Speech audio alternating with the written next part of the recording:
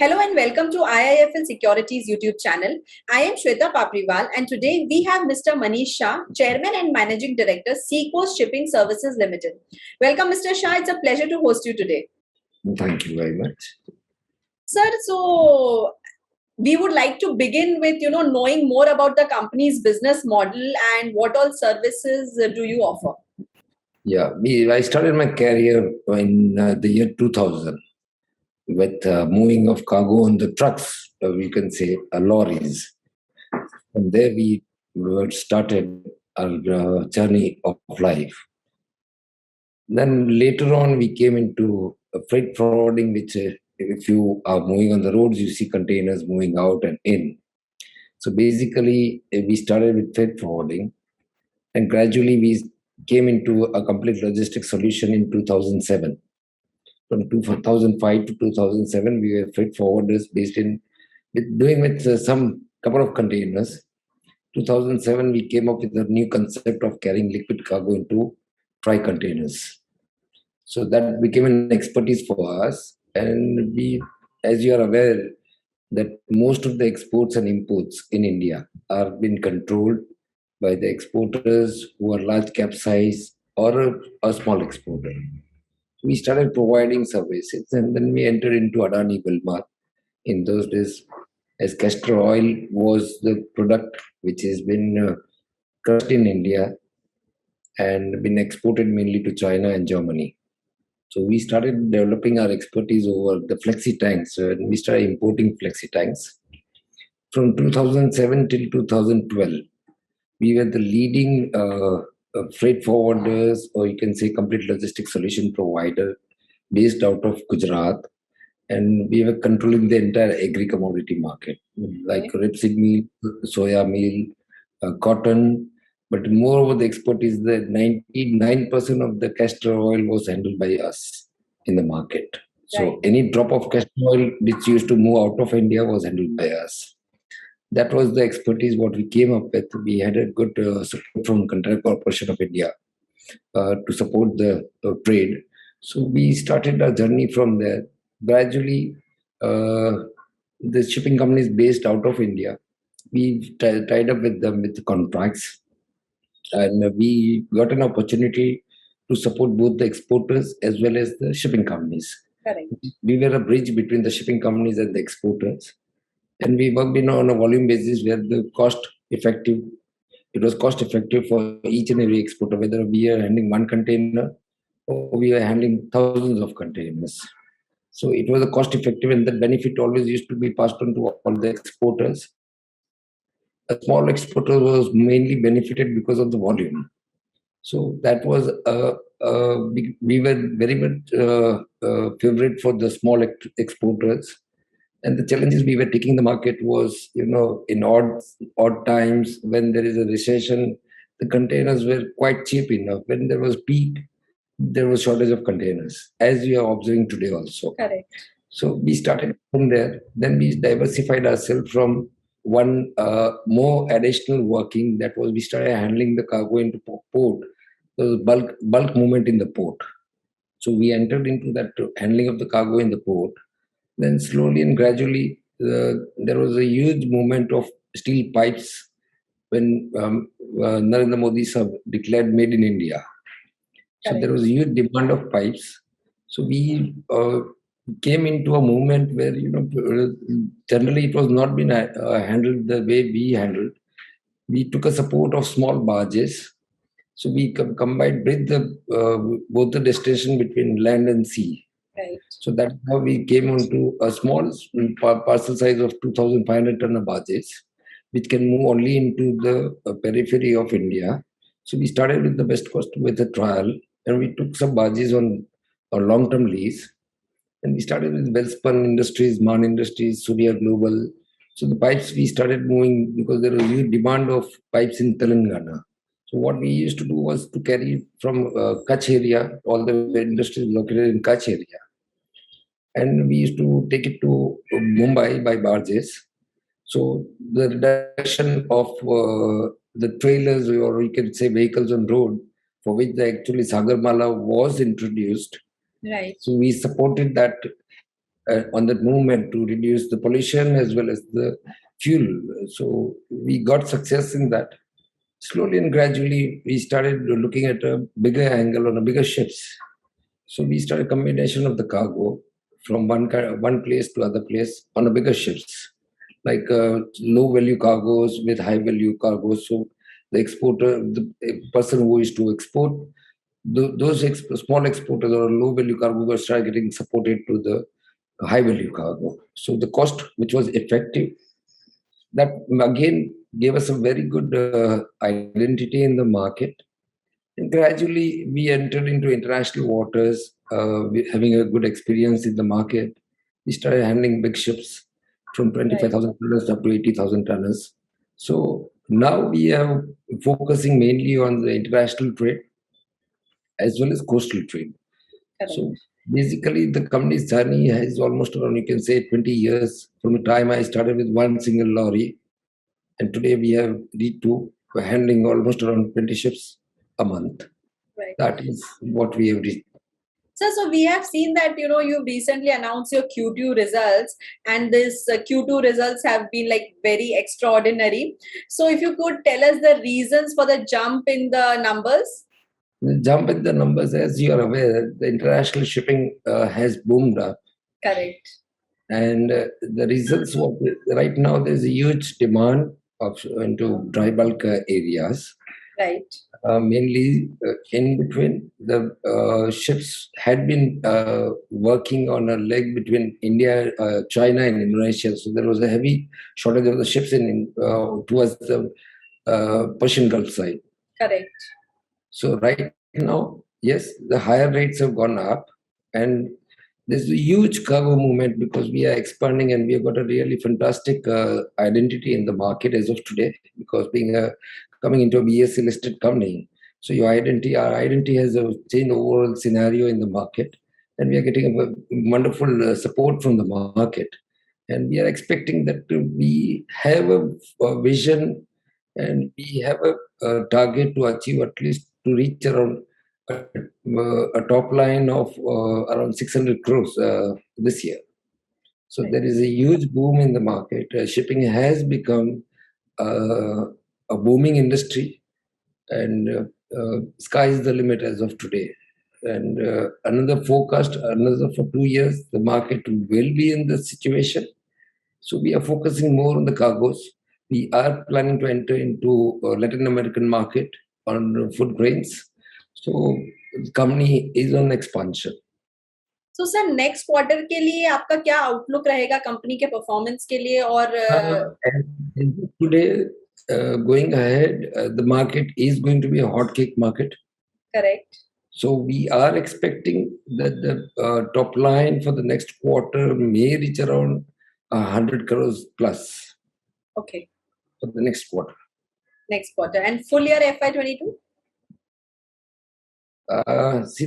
As of today, the forecast what we have got a couple of plans. We have been trying to tie up with a couple of foreign national companies who has got a fleet Correct. fleets of around 40-45 ships. So as a personally, if you ask me, yes, the forecast is too good and the future is too bright. As based into India, we are a couple of companies who are operating the ships like others. Only few people are there into India, a few companies. So basically, the operating of ships is not so much familiar with the Indian market. The word shipping is very familiar. Yes. The way we are operating, that is not familiar with the Indian market. So we are trying our level best to promote it more and more and bring in more awareness than where we are standing as of today. So, sir, like you mentioned that you are trying for some collaborations with international Yeah. companies or any tie-ups, if you can Your voice is highlight breaking. upon that. Yeah, we are trying to work out with a Norwegian company, and talks are on, you can say, 80-20%, I think. So by next month, something is getting materialized. And we have a future plan also, as we had declared earlier also. that we are going into asset purchase, that is ship purchase. Right. But since the market has shooted up and the steel price also has shooted up, right now there's almost on double the times what we had planned in those days that we are going for asset purchase. Basically, right now we are planning for that also. So we have an offer from a Norwegian company for a tie-up. So we may opt for that sooner or later. And as you are aware that in this financial year, the Ministry of Finance has already to promote shipping, they have given a subsidy on Indian ship flags. Basically, now the government itself are focusing on Sagarmala contracts Yes. and are promoting to come up with the private ports. So the awareness is slowly and gradually moving up. And yes, it is a beneficial.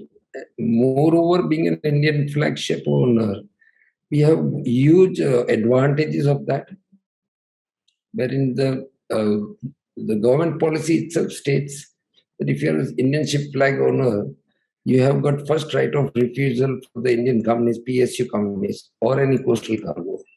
Correct. So, on that basis, we have planned to go for asset purchase, and we are intending to put at least to come up with 1 or 2 ships this year. Correct. So as you already mentioned that you are into collaborations, and also what are the kind of expansion plans that the company is looking at? Expansion plans is, since collaboration is there, so we may go for a takeover, or we may go for a subsidiary company as the company owns the ships. Yeah. That expansion will be straight into expansion, that we become more stronger over the cargoes. When we have our own fleet, obviously your strength increases in the market, and we can work out on long-term contracts with blue chip companies. So it's basically expansion is to have offices and networking along with the Norwegian company. So you have a presence and identity all over the world. Correct. So as you mentioned about the favorable government policies for the shipping industry, so how does Seacoast stand to benefit out of it? See, as far as government policy is concerned, it's been framed a long time back. But as I mentioned, that people in India are not aware about dry bulk. But the government itself has been framed that type of policy where the coastal route, we need to have, government has already given a benefit that any Indian ship owners, ship is there in that coast, they have got the first right of refusal. So that itself is a benefit, because all 99% of the ship owners are based out of India. So Right. out of which majorly foreign ship owners takes the advantage, because Indian ships are very less in the market. Mainly it has been controlled by Shipping Corporation of India. So government has facilitated, but it is unfortunate portion that people are not coming up to take the support of this industry.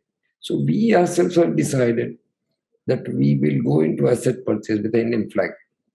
And moreover, we are focusing to be in India, as all other companies based abroad has operations in India, but only the banking channel and the taxation point of view, they are not coming into India. So we are competing with those ship owners, or you can say we are competing with our competitors being into India after paying taxation also, after going ahead. So the shipping industry itself has got a huge potential. Correct. So, sir, I mean, how is Seacoast, contributing to the Indian shipping and container industry?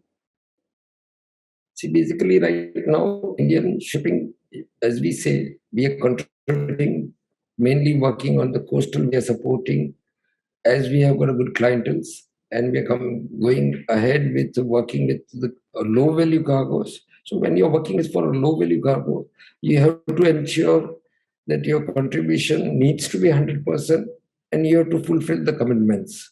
So when you are carrying a low value cargo, we are very particular, because low value cargo has an importance like salt. It has got a huge importance in a human need or an industry. Right. When we talk about limestone, the cement industry itself runs on the limestone. So when we are working for these cargoes, we are contributing our best and we try and compete the entire world working on a ship.